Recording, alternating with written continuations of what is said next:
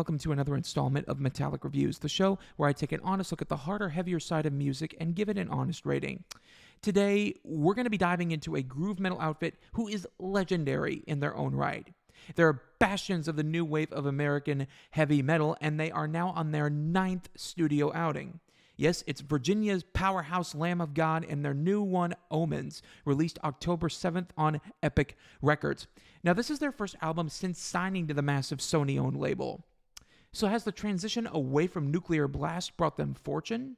Or would they have been better off remaining where they were? Let's go ahead and find out. First off, this is definitely a Lamb of God record. Yes, these modern-day masters of meatiness have returned with a terrific collection of riff after riff, all centered around Pantera-esque style grooves and rhythmic patterns. Now, the way that this band is able to kind of layer everything together has always been one of their strong selling points, and they do that brilliantly here.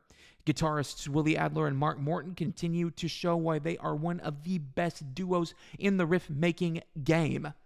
They push and pull against each other, swirling round about that aforementioned central nuclei, always paying tribute to it, but never overruling it. Drummer Art Cruz and bassist John Campbell offer absolute thunder underneath the soundscape.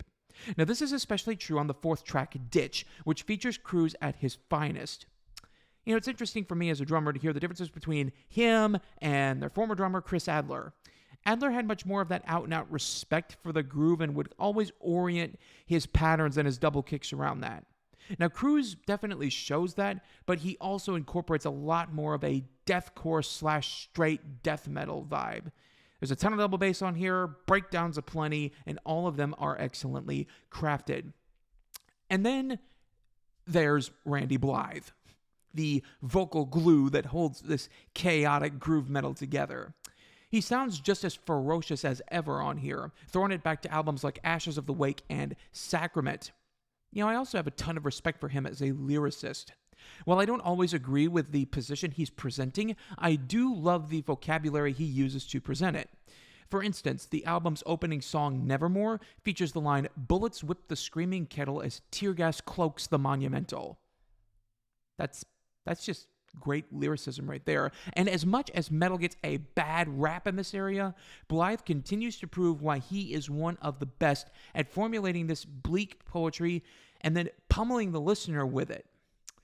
Now, speaking of a bleak outlook, this album's not exactly happy-go-lucky. Yeah, not really happy-go-lucky. However, in terms of production, it's a stark contrast. It's one of the cleanest albums of the year. No small wonder, really, when considering the hands that were at the helm were the hands of Josh Wilbur. Now, this big shot in the metal world mixed Trivium's and Megadeth's latest offerings, has worked with bands as diverse as All That Remains and Soulfly, and has been with Lamb of God as either a producer or a mixer since Sacrament back in 2006. It's good to see that even though this band has hopped around label and label, they've been able to retain Wilbur. His production style is clean and crisp with a laser focus on allowing those layers to really, really explode. It's executed to near perfection. I will say this.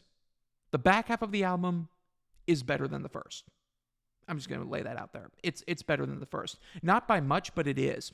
While the first half isn't terrible, Vanishing and To the Grave were definitely the album's weakest offerings. They just feel slightly below everything else on the album.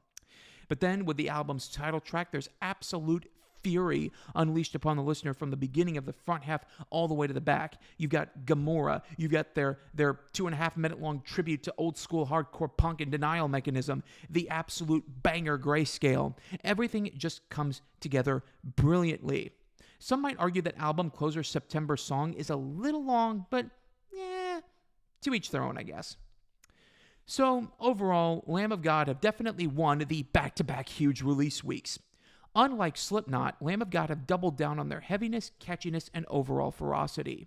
They've done so without taking the listener down unnecessary technical rabbit holes or with completely unintelligible vocals or these unnecessary sampling, I guess.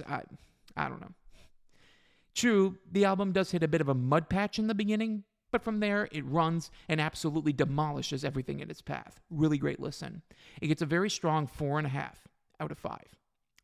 Thanks so much for watching. Click like and don't forget to subscribe for more weekly Metallic reviews. Next week, we're going to be diving back into the metalcore world, and we're going to be examining We Came as Romans' new one, Dark Bloom. I hope you'll join me. You've been watching Metallic Reviews, where I give honest ratings to honest music, and I'll see y'all next time.